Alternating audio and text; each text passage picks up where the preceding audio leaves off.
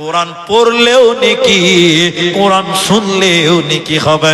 এইভাবে যদি আপনি ঈমানের সঙ্গে রাত্রি যাপন করেন, ইবাদতে রাত অতিবাহিত করেন, তো নবীজি বললেন গুফিরা লাহু মা তাকাদ্দামা মিন জামবি, আল্লাহ জীবনের সমস্ত সাগীরা গুনাহকে মাফ করে দিবে। বলুন সুবহানাল্লাহ। মান কামা লাইলাতুল কদর ঈমানাও ওয়া ইহতিসাবান গুফিরা লাহু মা তাকাদ্দামা মিন জামবি। কেউ যদি রমজানের শেষের 10-এ বেজুরের রাত্রিতে 21, 23, 25, 27, 29 এই বেজুরের রাত্রিতে রাত জেগে ঈমানের সঙ্গে আল্লাহর ইবাদত করে, নবী বলেন ওর জীবনের সাগীরা গুনাহকে আল্লাহ মাফ করবে। বলুন সুবহানাল্লাহ।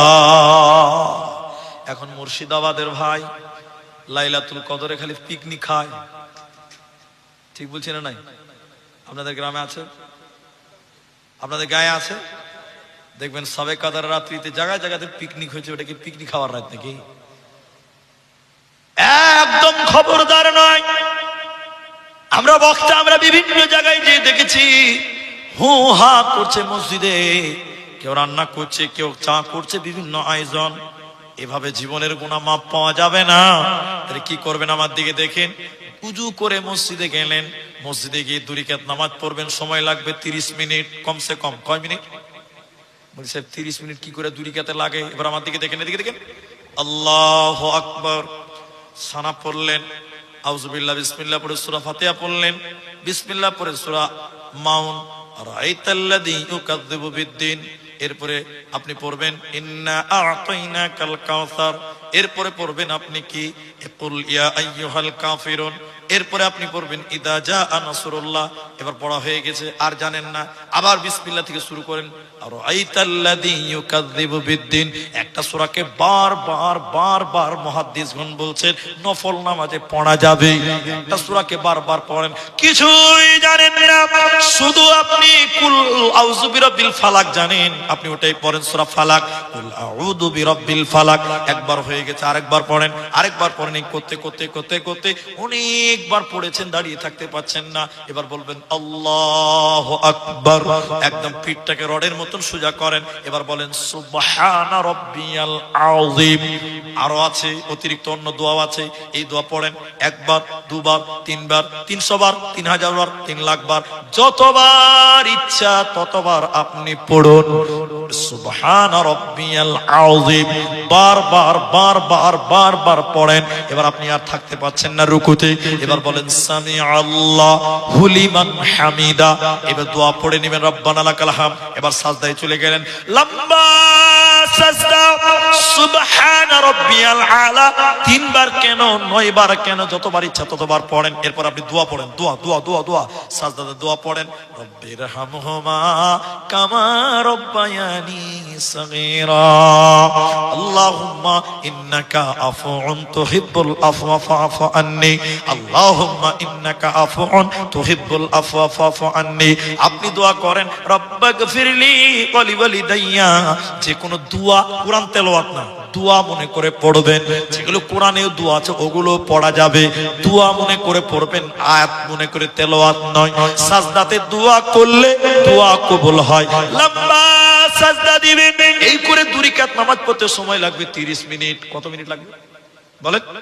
30 মিনিট। এবার সালাম ফিরা হয়ে গেল, ক্লান্ত হয়ে গেছেন। এবার আমার দিকে দেখেন, আমার দিকে দেখেন, আমার দিকে দেখেন, এদিকে দেখেন। এবার আপনি কোরআন নিয়ে বসলেন, ইয়াসিন ওয়াল কোরআনিল হাকিম।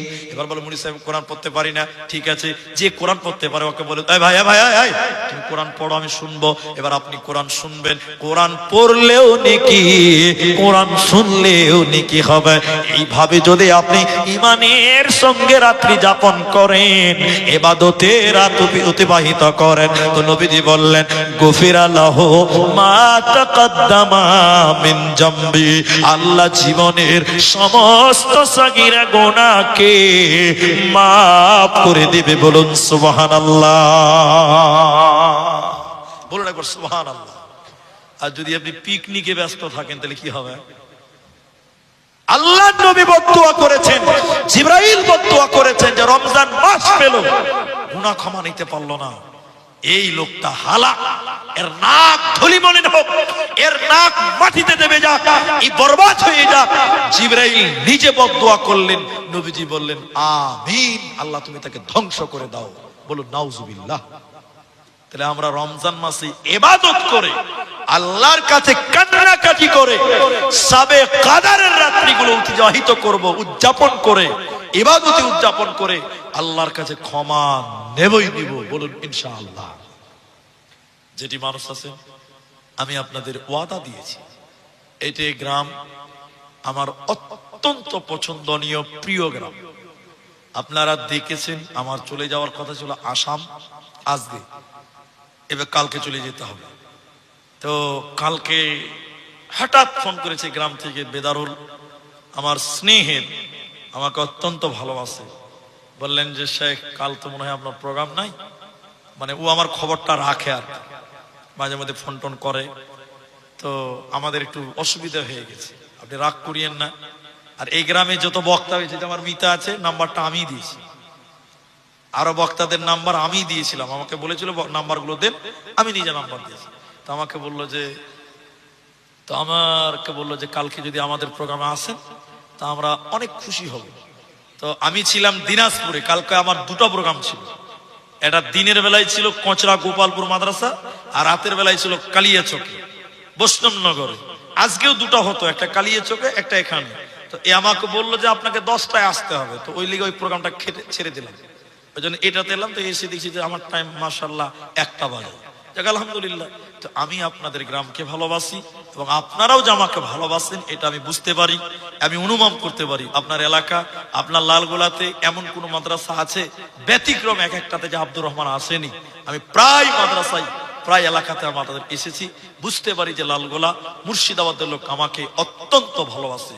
এই ভালোবাসার আবেদারে, এই ভালোবাসার দাবিতে এখানে যেটি মানুষ আছেন, আমি 10টা লোককে দাঁড় হতে বলবো না, 5টা লোককে দাঁড়াতে বলছি না, একটা লোক খালি বলেন যে ভাই আপনাকে ভালোবাসি আল্লাহর জন্য, আর আমিও ভালোবাসি আপনাদেরকে দিনের জন্য, কারণ আপনারা দিনী ভাই। একটা লোক বলবেন যে 5,000 টাকা আপনার হাতে আমি দেওয়ার জন্য বসে আছি, 5,000 টাকা আজকের এই মাদ্রাসা, আমি এই মাদ্রাসায় আপনার হাতে দিলাম, আপনি একটু দোয়া করে আমার দোয়া দিয়ে আপনি বিদায় হন। এরকম একটা লোককেও 5,000 টাকা দিতে পারবেন? এই শীতেশনগরের কোন ভাই, এই লালগোলা সাগরদিঘি এলাকার কোন ভাই, একটা লোক যদি বলেন যে 5,000 টাকা আপনার হাতে আমি দিলাম দোয়ার জন্য, আপনি একটু দোয়া করে দিয়ে যান, বাস আমি ওই ভাইয়ের সঙ্গে একটু মুসাফা করব এবং ওই ভাইয়ের জন্য দোয়া করব। বক্তা এসেছে, আমি এক্ষুনি নেমে যাব। কেউ দেবেন না? একটা লোক 5,000 টাকা কেউ দেবেন? একটা। আপনি যদি বলেন যে টাকা তো নাই, তো পরে দেন, খালি মুসাফাটা করেন যে আমি দিব মাদ্রাসায় 5,000 টাকা, আমি দিলাম, এরকম যদি কেউ